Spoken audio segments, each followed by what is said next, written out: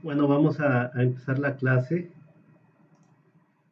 Entonces, nos quedamos en el tema 423, condiciones de operación. Este es el subtema. Vimos los parámetros catalíticos, por qué utilizamos actividad, selectividad, rendimiento. Quedamos que el rendimiento, pues hay que definir la ecuación que nos define el rendimiento y en qué por ciento está. En este caso, aquí es en por ciento peso, ¿no? Puede estar en por ciento volumen, por ciento mol, de acuerdo a lo que estemos manejando aquí. Y comentamos que el rendimiento octano, pues, nos integra tanto el rendimiento líquido, C5 más, y el número de octano y la actividad en un solo parámetro, porque podemos tener una gasolina de alto octano a la salida del proceso, pero muy poco rendimiento. Entonces, tenemos que balancear entre ambos y este parámetro nos da ese valor, ¿no? Con respecto a las condiciones de operación, las variables más importantes en el proceso de reformación es. Empezamos con la temperatura. La temperatura es una variable importante que afecta directamente la calidad de los productos de reformación. Al incrementar la temperatura, se obtendrá un reformado de mayor número de octano debido a la alta producción de aromáticos.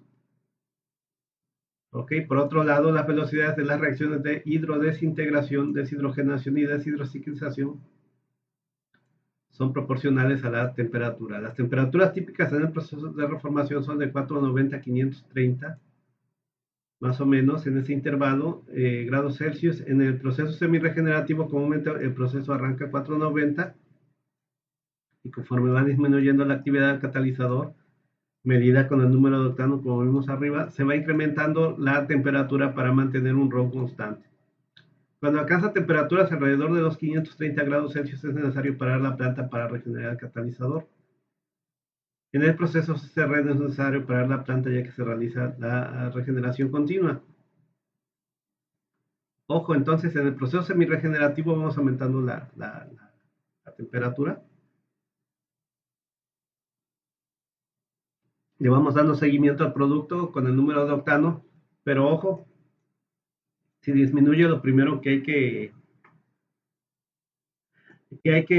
checar es la cantidad de cloro o la relación agua-cloro, ¿no? Lo primero se checa que se tengan las cantidades de cloro, y si se tienen el número de octanos todavía es bajo, no se recupera, pues ahí sí ya se empieza a aumentar la temperatura. Entonces, ¿qué nos dice? Si aumenta la temperatura, se incrementa el número de octanos, se incrementa la producción de aromáticos, se incrementa el coque depositado en el catalizador, la hidrodesintegración se incrementa linealmente, la deshidrogenación y deshidrociclización se incrementan de forma logarítmica y se incrementa la desactivación temporal del catalizador. O sea, por supuesto, si aumenta la temperatura, aumentan reacciones de deshidrociclización y de deshidrogenación. Esto que va a hacer que cadenas lineales se formen cadenas cíclicas, cicloalcanos, y luego por deshidrogenación obtengo aromáticos, por lo tanto aumenta el número de octano a tener más aromáticos. Pero también si aumento la temperatura va a aumentar la hidrodesintegración, o sea, va a disminuir el rendimiento, va a aumentar la cantidad de gases formados, aumenta el rendimiento a gasolina, y también se va a incrementar las reacciones de policondensación. Ya quedamos que al haber rompimiento, desintegración, se forman dobles enlaces y también generan como una polimerización, o sea, reacciones que generan estas reacciones de policondensación que le llaman, que generan una especie de carbono, que le llaman coque. Entonces, eso pasa con la temperatura. Vamos con la presión. La presión, si tomamos, dice, como base el número de octanos constante, se observa que al disminuir la presión de operación se incrementa la producción de reformado e hidrógeno. Sin embargo, se incrementa la velocidad de carbonización del catalizador. El intervalo de presiones, aquí nos da un intervalo un poco amplio. Entonces dice, si la presión baja, la temperatura normal de operación baja, disminuye la presión parcial de hidrógeno y se acelera la velocidad de formación de coque sobre el catalizador. Se incrementa la producción de reformado hidrógeno. Ok. Si yo disminuyo la presión, aumento el reformado de hidrógeno, o sea, aumento el rendimiento. Pero termina pasando que sí aumenta el rendimiento, pero por otro lado, se acelera la formación de coque, por tener menos hidrógeno, menos presión de hidrógeno sobre la superficie del catalizador va a hacer que se pegue más el carbono ahí, porque el hidrógeno ayuda a que no se pegue tanto ahí el carbono, ¿no? Por otro lado, las reacciones, a recordar que las reacciones que predominan son las endotérmicas, entonces va a hacer que la temperatura baje, ¿no? También no es tan bueno que baje porque al bajar la temperatura, pues tengo que incrementarla en el calentador, porque si no, baja las reacciones, ¿no? Al disminuir la temperatura. Las reacciones son muy sensibles a la temperatura. Con respecto al espacio-velocidad, dice que es la relación de flujo, ya checamos, de hecho en el examen tenía la pregunta que es el LHCb, que es el espacio-velocidad, Liquid Hourly Space Velocity. Dice que es el volumen de nafta procesada. En realidad la definición dice que es entre el volumen de reacción, pero en este caso el volumen equivale al catalizador, o sea, lo que va a reaccionar va a ser lo que esté dentro del catalizador. Entonces yo puedo usar el volumen de catalizador en este caso como volumen de reacción. Dice, un incremento en el espacio de velocidad disminuye el número de octanos reformado por ser menor tiempo de residencia de la carga. ¿Ok? O sea, como yo tengo que es el flujo entre el volumen, para aumentar esto, si esto lo mantengo constante, aumento el flujo y aumenta el valor del LHCb. Si aumento el flujo, quiere decir que el flujo este es por ejemplo, los litros que pasan por minuto o por hora. Entonces lo que me está diciendo es que por hora está pasando un mayor flujo, pasa más rápido, ¿no? Es un mayor flujo por hora. O sea, hay menos tiempo de residencia, se mantiene menos tiempo en el hecho catalítico, aquí pasa más rápido a través del hecho catalítico. Es menos tiempo en el que está ahí, ¿no? A eso se refiere. Entonces, por eso dice menor tipo de residencia. Un descenso en el espacio de velocidad favorece la estabilidad del catalizador, teniendo un ciclo de vida más prolongado. Los valores pueden ir de 0.8 a 8. O sea, esto puede ser muy variable, ¿no? Recuerdo que, por ejemplo, había valores de más o menos de 2.22, etcétera, ¿no? En Salina Cruz, por ahí se manejaban valores de 1.6, no, de 2.2, algo así, no recuerdo. Por ahí, alrededor de 2. Entonces, si el LHCb aumenta, disminuye el tiempo de residencia, como dice, disminuye por lo tanto el octanaje del producto. Está en menos contacto en el catalizador, por hay menos reacciones, ¿no? Si disminuye, el tiempo de residencia aumenta y prolonga la vida útil del catalizador, ¿no? Dice relación de hidrógeno-hidrocarburo, que es simplemente la relación de hidrógeno por cada mol de hidrocarburo. O sea, moles de hidrógeno recirculado, o sea, de hidrógeno por mol de gasolina o nafta acá, que se alimenta el reactor. Entonces ya les había comentado, en el polo de catalizador yo tengo aquí una sustancia activa, probablemente platino, y va a entrar aquí una mol de gasolina, pero comúnmente va a estar rodeado de moles de hidrógeno. El hidrógeno va como en exceso ahí, ¿no? Y en el caso de la gasolina, quizás todo vaya en fase gas, pero en el proceso HDS, si meto, por ejemplo, un diésel en HDS, también utilizo ahí mucho más hidrógeno, mucho más presión de hidrógeno, y quizás el diésel entre en fase líquida, pero va rodeado de mucho hidrógeno, por lo tanto, pues es como pequeñas gotas de líquido rodeadas de mucho gas y entra, pareciera que es un gas, pero es un sistema multifásico en realidad que está entrando. Dice, el hidrógeno es necesario en el proceso de reformación para mantener la estabilidad del catalizador. La función del hidrógeno es saturar y retirar de la superficie del catalizador los productos de policondensación, o sea, como que ese carbono que se pega ahí, el hidrógeno se absorbe mucho en el soporte y mueve el coque y no hace que se le pegue tanto sea, que tarde más en irse depositando coque ahí en el catalizador y vaya bloqueando los poros. Entonces, si yo bloqueo los poros, se empieza a desactivar el catalizador, porque si aquí en este poro yo tengo mi sustancia activa, mi metal, y aquí se llenó de coque, ya no puede entrar los reactivos hasta el metal, ¿verdad? A reaccionar. Dice, valores típicos son de 2 a 10 moles de hidrógeno por cada mol de hidrocarburo, en este caso de gasolina, ¿no? Dice, si aumenta, disminuye los productos de policondensación sobre el catalizador, por supuesto, ¿no? Se aumenta la cantidad de hidrógeno, prolonga la vida activa del catalizador. Si disminuye, se incrementa la condensación de inertes en el proceso, la concentración de inertes en el proceso, por ejemplo, el metano, o sea, se produce más metano y disminuye la estabilidad del catalizador. ¿Qué dicen? Entonces, pues hay que subirlo, pues tampoco podemos subirlo tanto porque no podemos usar tanto hidrógeno ahí que lo requerimos en otras plantas como la HDS.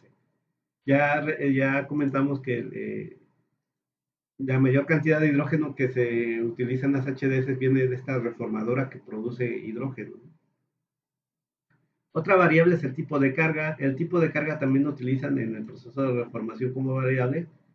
Y el tipo de carga en forma general dice las propiedades más importantes que definen el tipo de carga que se va a procesar son el análisis PIONA. En algunos libros aparece como PONA. En el IME posean PIONA, o sea, separan las parafinas de las isoparafinas, ¿no? En el PONA meten todo como parafinas. Las isoparafinas van dentro de las parafinas. En el análisis PIONA separan, te dan un desglose por medio de cromatografía de todos estos compuestos parafinas, isoparafinas o definen alquenos y aromáticos. Te dicen tanto porcentaje de estos componentes son parafinas, estos son isoparafinas, etc. Y además te dan todo el listado de todos los componentes que hay, o sea, el listado completo que viene en una gasolina. Por ahí debo tener un Piona, pero creo que no lo tengo aquí en la casa. Si voy a la universidad lo voy a buscar para mostrárselos, ¿no? Entonces, no se los aseguro, pero ni siquiera recuerdo si tengo por ahí uno, pero puede ser que sí, creo que les he mostrado uno por ahí. En físico, si lo encuentro, se los muestro cómo eran los análisis Piona que se mandaban a hacer ahí en el IMP.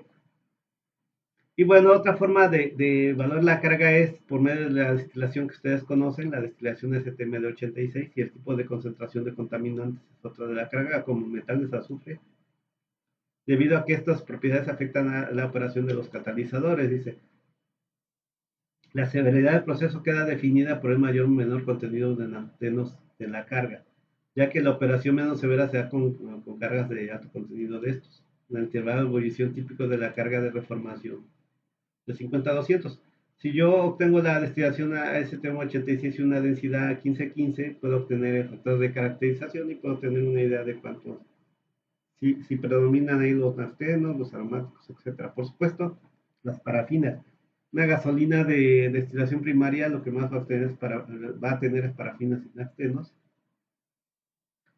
Pero si tiene más naftenos, eso es bueno porque ya sería más fácil pasar de naftenos a aromáticos, ¿no? Y si tiene más parafinas, es más difícil yo pasar desde parafinas hasta aromáticos, ¿no? Entonces, por eso dice, si yo tengo más naftenos en la carga, el proceso es menos severo, o sea, quizás requiero temperaturas no tan elevadas, etcétera, presiones no tan bajas, y puedo llevar a cabo así las conversiones, ¿no? Para obtener una gasolina del octanaje que yo requiero. Ya vimos la presión, por ejemplo, la presión yo necesito presión de hidrógeno para que no se pegue tanto carbón en el catalizador, por así decirlo. Pero entonces no puedo bajar, no utilizo en reformación presiones tan altas como en HDS, pero sí son presiones, no sé, de 13.5 kilogramos en el proceso semiregenerativo. En CCR lo puedo bajar un poco, por ejemplo, a valores como de 10, y se va a pegar más carbón en el catalizador. O sea que quizás si yo subo de esos 10 hasta unos 4 kilos, en un proceso semiregenerativo pueda mantener mi planta operando casi un año sin pararla para regenerar. En el CCR, que es regeneración continua, pueda tener ciclos de un mes, de 20 días, que tenga que estar regenerando, o sea, ya cómo cambian, ¿no? Unos 4 kilos, por ejemplo, ya tengo que estar regenerando ya en quizás un mes o en 20 días mi catalizador, pero tengo esa opción, como son reactores de lecho móvil, puedo pasar hacia el reactor, del reactor, perdón, hacia el regenerador, regenerarlo y regresarlo, ¿no? Ya regenerado sin parar la planta. Cosa que si yo lo que veo es que al disminuir la presión, regresando aquí a la presión, tengo se incrementa la producción de reformado, o sea, rendimiento, la hidrociclización aumenta, tengo además más octano. Entonces dicen, entonces bájala todavía más, bájala a 1 kilo, a 2 kilos, ¿no? Pues no es tan fácil porque a estas presiones sí se le pega ya mucho, muy rápido el, el, el carbono, ¿no? Entonces no me conviene tampoco, tampoco es un reactor de lecho fluidizado, es un reactor de lecho móvil, tampoco puedo estar moviendo tan rápido el catalizador al regenerador con un reactor de lecho móvil, cosa que sí lo puedo hacer en un reactor de lecho fluidizado, quizás tendría que cambiar, pero no es necesario actualmente con reactores de lecho móvil y este tipo de sistemas, se puede bajar un poco la presión y obtener buenos resultados, obtener un buen rendimiento y un buen octanaje, o sea, un buen rendimiento octano. Vamos a regresar donde andábamos, que era el tipo de carga, ¿no? Entonces dice, eh, ya hablamos de la severidad que depende del contenido de naftenos. Dice el intervalo de ebullición típico de una carga de reformación. Esto por esta destilación lo podemos ver. El punto inicial y final de ebullición andan entre 50 y 200. Siempre ponemos esos intervalos amplios, ¿no? Comúnmente anda dentro de estos 70, 180, etcétera, ¿no? Dice que las condiciones de operación son severas, con concentraciones, sobre todo de parafina, ¿no? Si tengo unas concentraciones altas de parafina, serán severas. Si tengo un poco menos de parafina, pues serán menos severas, ¿no? Son condiciones más normales de operación. Y análisis, o sea, condiciones severas tiene que ver con temperatura, mayor temperatura y en este caso menor presión, ¿ok? No mayor presión, la menor presión es más severo, ¿no? Se le pega más el carbono al catalizador. Pero mejoro, o sea, no puedo tener todo en la vida. Si bajo presión mejoro octano, mejoro rendimiento, pero se desactiva el catalizador más rápido, ¿no? Si subo mucho la presión, dura mucho el catalizador sin desactivarse, pero obtengo productos con menos octanaje, ¿no? Entonces, van de la mano, ¿no?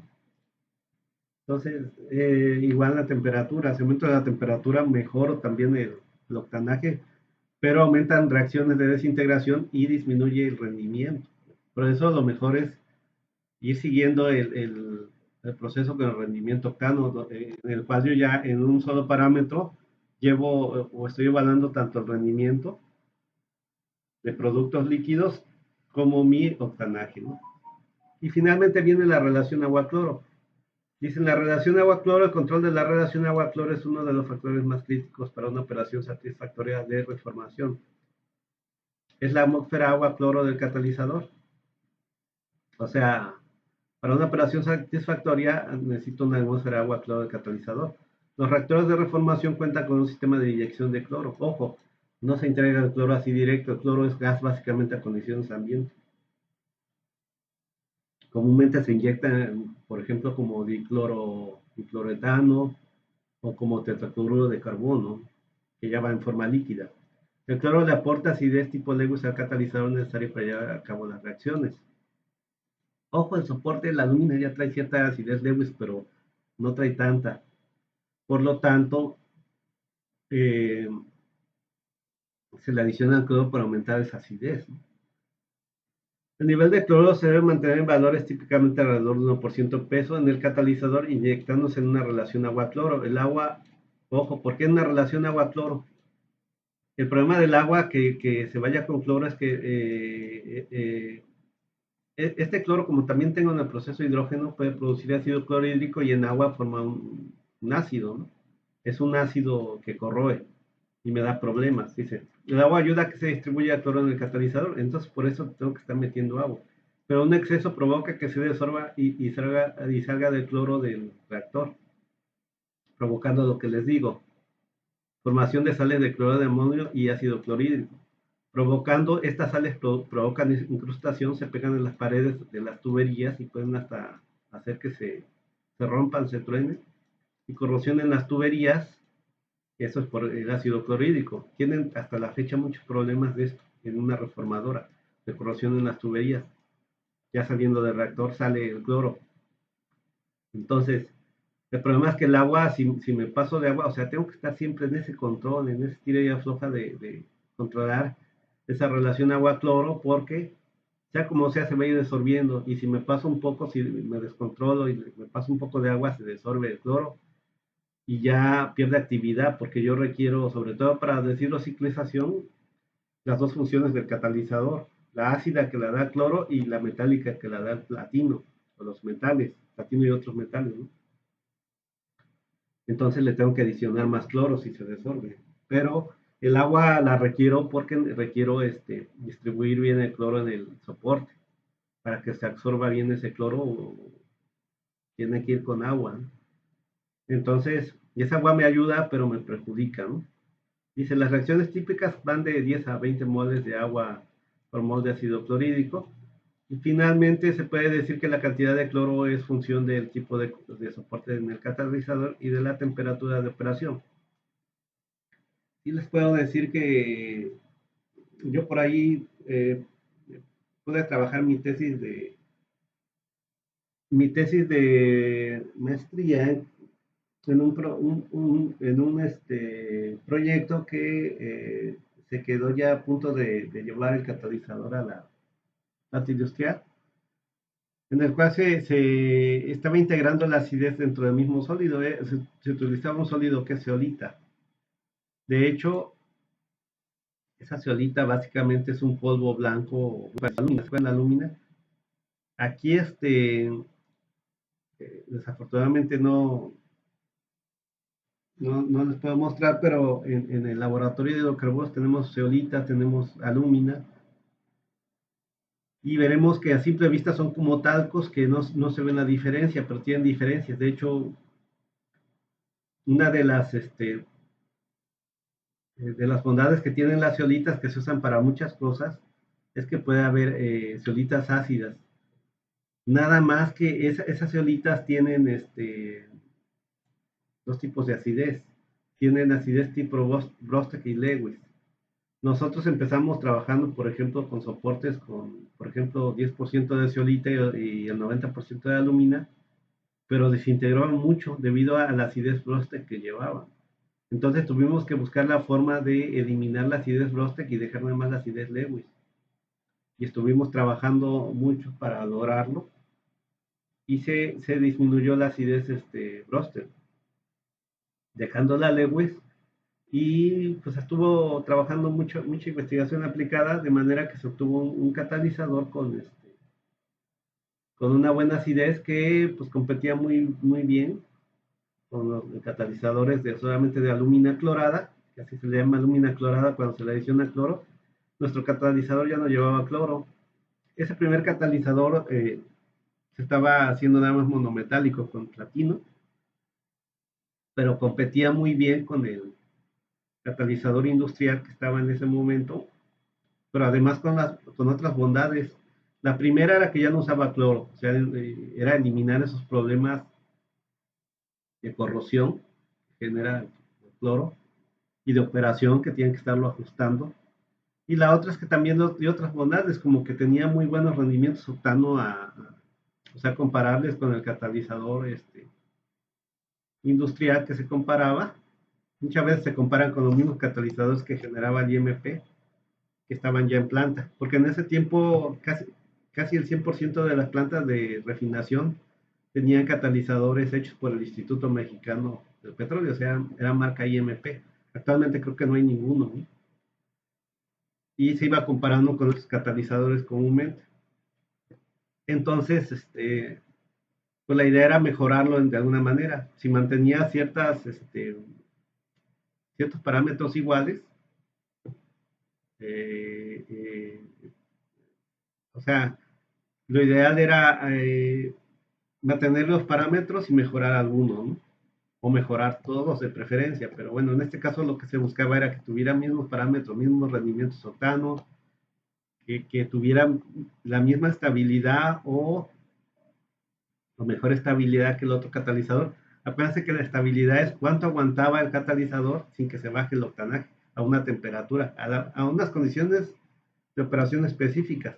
Yo digo temperatura porque es la base, ¿no? Pero, o sea, ya una presión fija o una relación LHCb.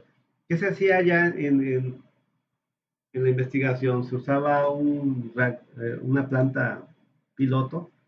Esa planta piloto, en la práctica decimos si el reactor de la planta piloto, así metíamos, por ejemplo, 50 mililitros. Esa planta piloto, aquí la idea es que lo que ocurre acá es escalable, o sea, básicamente lo que ocurre, los fenómenos de transporte, de calor, de masa, etcétera, sean iguales que en el reactor industrial.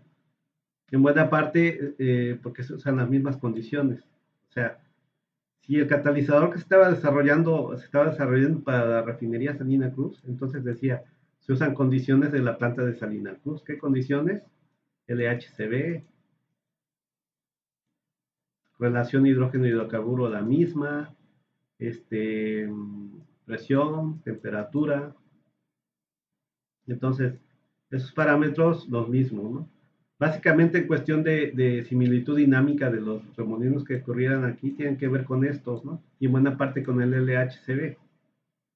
O sea, si decían que en la Salina Cruz, por ponerles un ejemplo, pues por ahí andaba, estaba trabajando un LHCb de 2 horas a la menos uno, en la planta piloto también trabajábamos SLHCb, SLHCb de 2.2 horas a la menos uno. ¿Qué quiere decir? Que si yo medía yo en una probeta así, medía yo, lo compactaba, ¿no? El catalizador, yo iba a meter 50 mililitros de catalizador, el LHCb es el flujo volumétrico entre el volumen, ¿no? Entonces, simplemente el flujo que se iba a meter en la planta piloto dependía de cuánto yo medía de volumen de catalizador. Y usaba este LHCb de la planta de aquí de Salina Cruz, se multiplicaba y obtenía yo el flujo volumétrico. Ojo, no estoy seguro que era 2.2, creo que por ahí andaba, no recuerdo.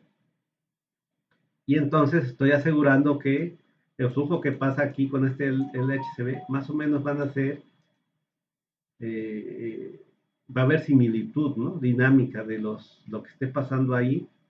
Y como son las mismas condiciones con respecto a lo que pasaría en un reactor ya a nivel industrial, eso es lo que tiene un reactor en el escalamiento a nivel piloto. En el nivel piloto ya, aunque es tan chiquito y la cantidad de catalizador no es grande, ya tengo que simular más o menos las mismas condiciones, los mismos fenómenos de transporte, etcétera, que una planta industrial. Entonces, siempre lo que se trataba era de mejorar el catalizador. Si yo estaba generando un catalizador nuevo, era para mejorarlo. ¿Qué quiere decir? Que lo más seguro es que mi catalizador nuevo, por ejemplo, me podría aumentar el rendimiento octano. Pero, o sea, y quizás la estabilidad que me daba el nuevo catalizador era la misma del otro, pero ya le mejoré algo. O quizás también mejoraba la estabilidad. Otra de las pruebas que hacíamos era el envenenamiento por azufre. O sea, si como sabemos, la gasolina que viene de destilación primaria, eh, eh, trae bajo octano, entonces lo pasamos por reformación, pero antes es indispensable pasarla por HDS por dos cosas.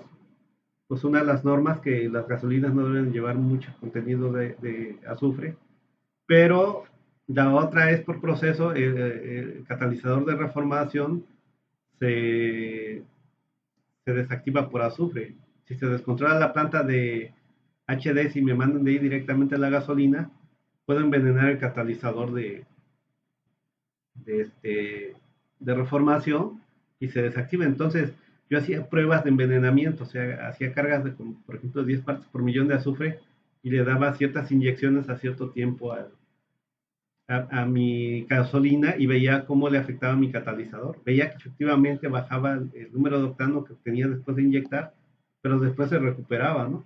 Entonces, esa es otra prueba que probablemente yo mejoraba mi catalizador. Probablemente mi catalizador nuevo, quizás tenía el mismo rendimiento que el catalizador que estaba en la planta, pero probablemente era más aguantador, aguantaba más el envenenamiento por azufre. O sea, siempre estaba yo tratando de mejorar y si las otras no las mejoraba, las otras propiedades, cuando menos no deberían de disminuir, ¿no?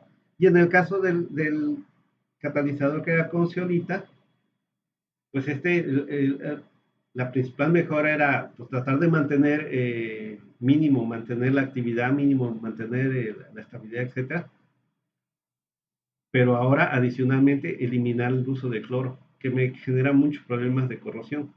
Claro, a la hora de estar investigando te das cuenta de que obtienes un producto que quizás te da alguna otra ventaja.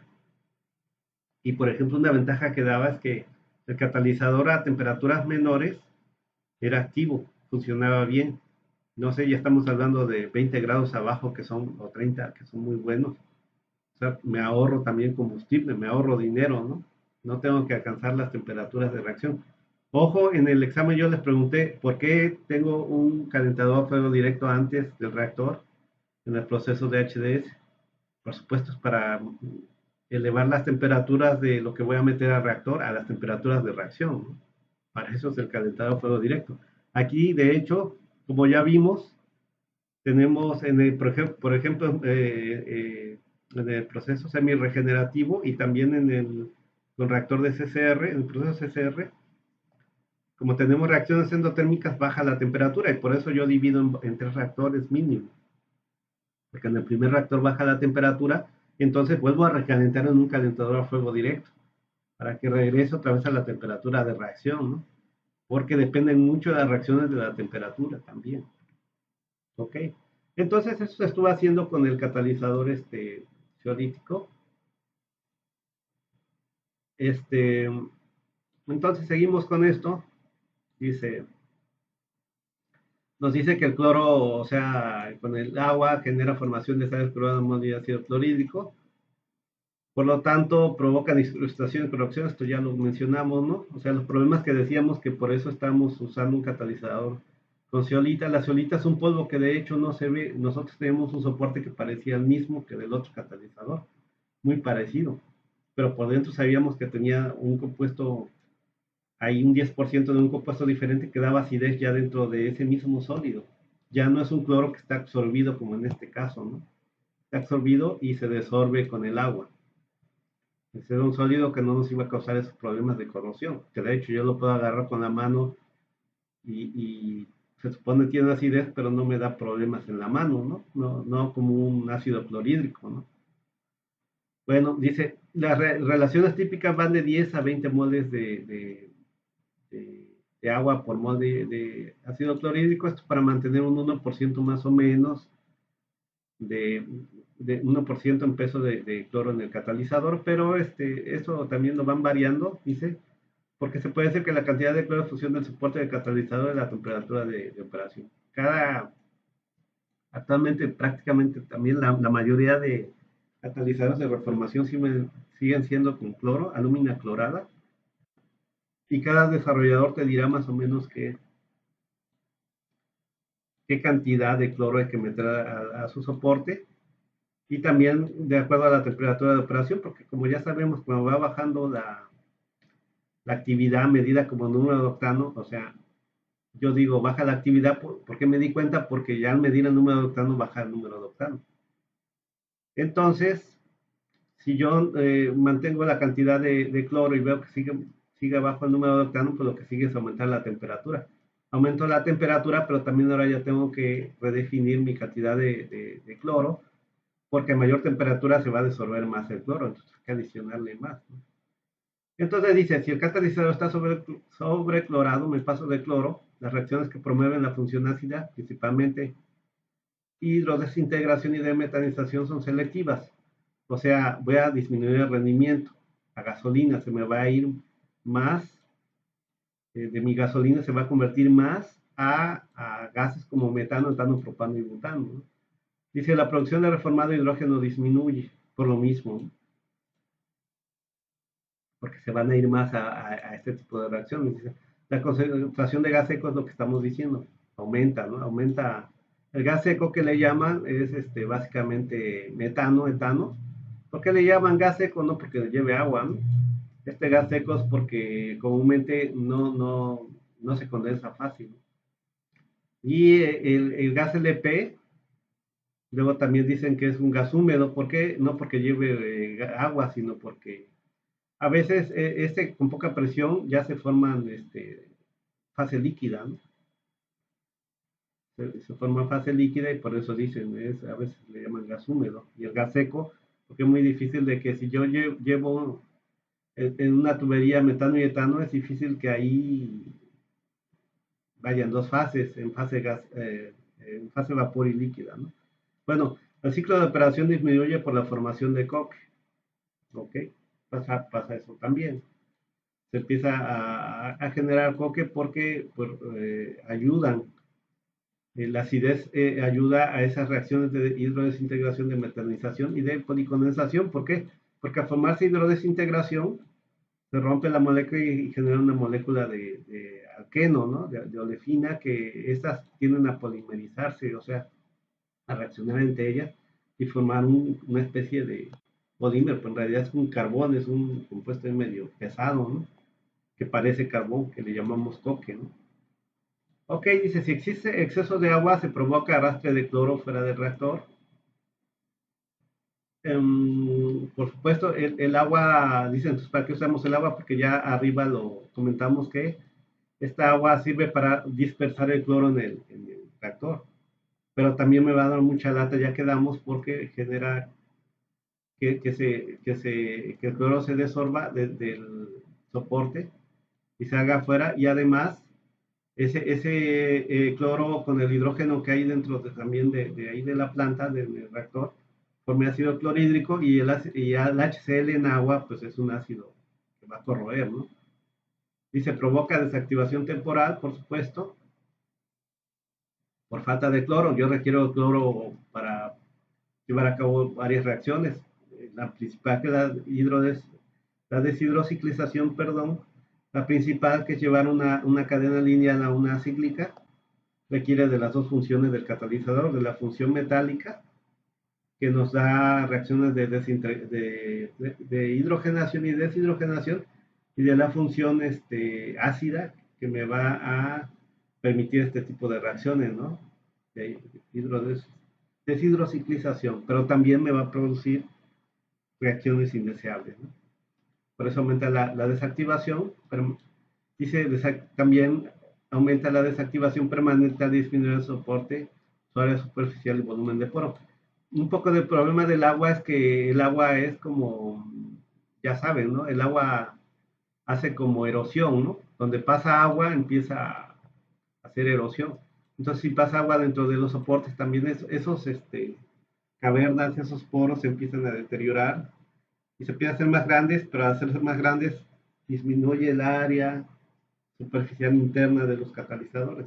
Se oye raro, superficial interna, ¿no? Pero así le llaman superficial, porque es toda la superficie, pero también se refiere de adentro de los poros, esa superficie dentro de los poros. Si aumentan eso, el tamaño de los poros, disminuye la superficial. Por lo tanto, yo tengo que tener un catalizador que no tenga poros tan pequeños, porque si son tan pequeños le va a costar entrar a mis productos a reaccionar hasta donde estén los metales activos. Van como que a chocar con los poros y voy a tener problemas difusionales, problemas de transporte. Y si es muy grande, diría, entonces yo requiero poros muy grandes, ok, aquí no tendré problemas de transporte, pero entre más grandes sean los poros, disminuye el área superficial. yo requiero altas áreas superficiales para tener muchas partículas de metales distribuidas, dispersas en ese soporte, ¿no? Entonces, ya está. Entonces, hasta aquí vamos a dejar la clase. Segunda vez que la grabo porque tenía problemas con mi aplicación, ya la volví a reinstalar porque ya me estaba dando lata al grabar y me grabó audio al principio y luego y después no. Espero que ahorita voy a checar esta que ya haya quedado, ya que la reinstalé. Y comentaba que en el examen se mencionaba por qué se le llamaba cuando hay presencia de coque, desactivación temporal, y pues básicamente es temporal porque pues lo dice, ¿no? O sea, lo puedo regenerar. Y permanente es que no lo puedo regenerar. Por ejemplo, en el caso del agua que me erosiona y me rompe los poros del catalizador, o sea, ¿cómo lo vuelvo a rehacer esos poros? Ya no, o sea, ya no me sirve el soporte, se me desactiva, ya no puedo restaurar eso. Tengo que meter catalizador nuevo, ¿no? Entonces esa es permanente, es una desactivación que ya no puedo restaurar. Pero afortunadamente el coque, si se pega el coque ahí, si queda coque tapando los poros, sí puedo restaurar, sí puedo regenerar, porque quemo el coque. Quizás no pueda restaurar el 100% de la actividad del catalizador como cuando era nuevo, pero sí un porcentaje muy grande que pueda seguir usando el catalizador sin tener que gastar en un nuevo catalizador, que me va a salir muy caro. Y siempre, pues se va a estar adicionando catalizador nuevo, ¿no? Porque eso mismo va a generar finos y voy a tener que estar sacando con una válvula los polvos que se generen de catalizador al pasar mis reactivos por el catalizador van a generar polvo. Y siempre voy a estar metiendo un poco de catalizador nuevo, pero no quiere decir que tenga yo que estar cambiando todo el catalizador muy seguido, ¿no? O sea, es un ahorro. Entonces, con eso vamos a dejar esta clase hasta acá. Según esto es 42 minutos. Como les digo, la acabo de regrabar. Y entonces vamos a dejarlo ahí y continuamos para la siguiente.